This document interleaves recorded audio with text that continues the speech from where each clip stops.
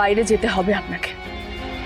তাহলে ঋষিকে ধরে বিদেশ ভ্রমণটা পাক্কা করে নিলি? হ্যাঁ, যাই না কিছুদিনের জন্য বাইরে আমরা, তারপর এখানে সবকিছু ঠিক হয়ে গেলে, শান্ত হয়ে গেলে আবার ফিরে আসবো। কোনো অসুবিধা তো হবে না, ক্ষতি তো হবে না।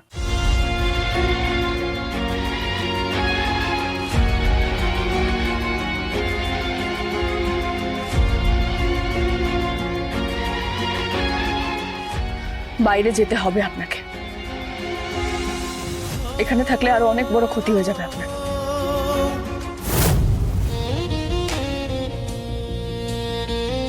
তাহলে ঋষিকে ধরে বিদেশ ভ্রমণটা পাক্কা করে নিলি? হ্যাঁ, বিদেশে থাকবি, ভালো খাবি, ভালো পড়বি। তোর দিদির কথাটা একবারও মনে হলো না যে দিদিটা এখানে একা থাকবে?